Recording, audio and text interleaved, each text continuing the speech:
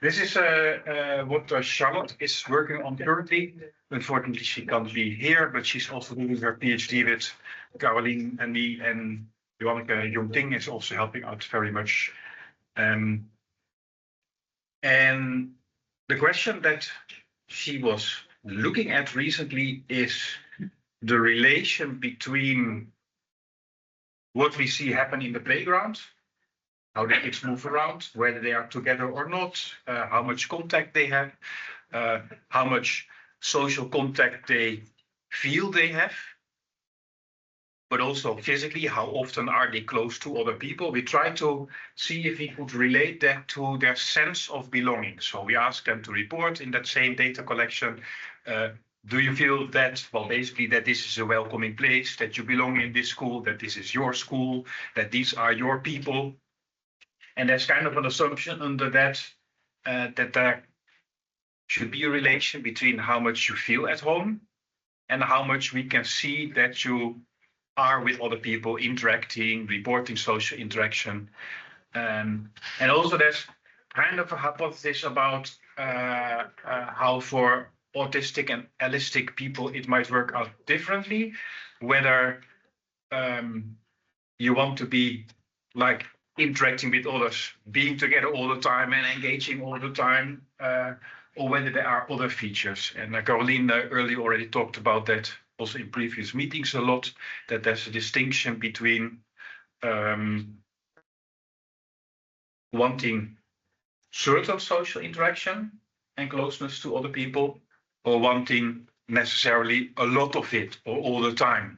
And I think the key point that you made was sometimes it's more about the availability of that social interaction, that if I want it, there is somebody that I can talk to, there's somebody that welcomes me, I am welcome here, rather than always interacting with other people and being with other people.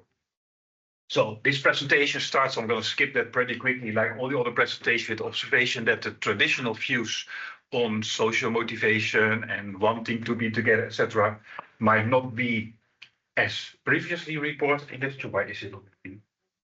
One of the things that happened here is, let's collect the GPS data. We already saw some of that from Jongting. How do people move around on this playground? How often are they actually together with other people? And what do they report themselves about their sense of belonging? And we thought, okay, we have the measurements for sense of belonging. We have where they are. We can literally physically measure how often are they or alone, and see if the relation between this physical co-presence and the reported sense of belonging is somewhat related.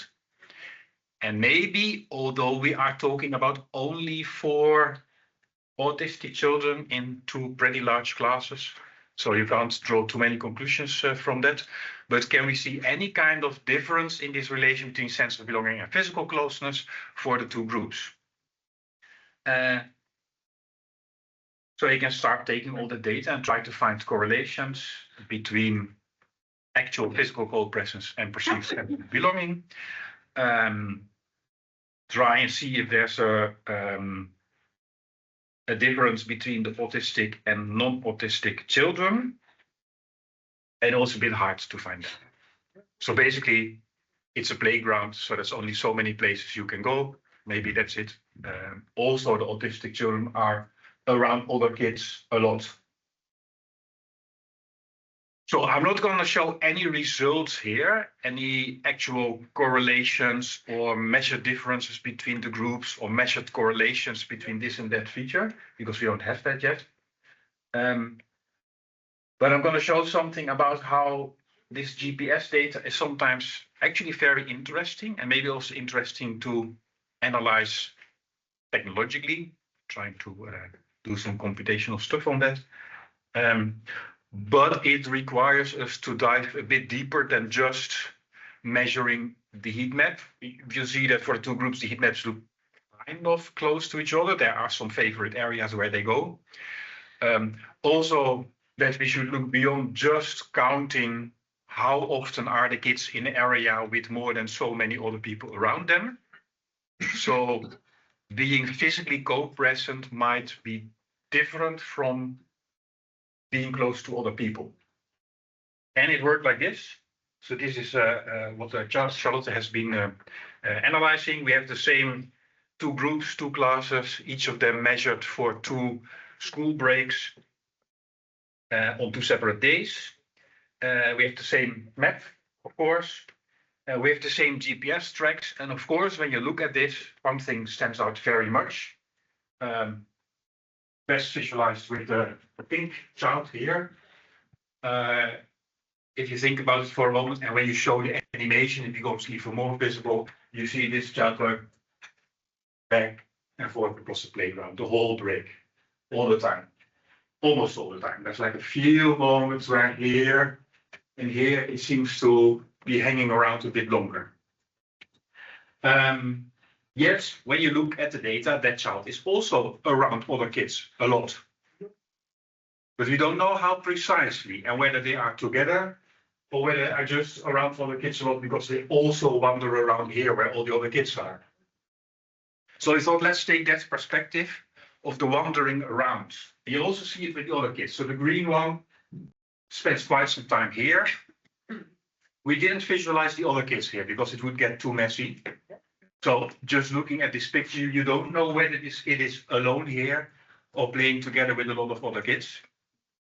But you also see that this one sometimes crosses pretty large distances across the playground. So what in the last few weeks, this is like really recent work, Charlotte has been trying to separate this data into these patterns of wandering behavior. And we don't know if it's wandering around necessarily all the time, or for some kids it's I'm playing here, then I'm wandering to another area because now we're going to play there. And once you start articulating like that, more questions come up, right? Because if a lot of kids together go wander to another place and then play there, or if there is playing happening here and there and some kids sometimes cross over to the other group, it's a different picture from kids are playing here and one child sometimes joins them and also sometimes makes these big loops across the playground. So we try to separate it, to try to recognize moving around in a localized space from mostly standing still. And here you see some of the kids. We just color-coded. Orange is playing around in one place of the playground, so they are moving a bit, but more like going around in a limited area. The red dots are traversing longer distances, and the blue parts are more or less staying still, so almost not moving, just being in a certain space for extended period of time. And you see the difference. So the top left child plays in certain areas and sometimes moves to a different area and then plays some time there. This child plays around here and sometimes goes somewhere else or makes this little loop. And this is again the same child where you see that most of the time it is indeed wandering.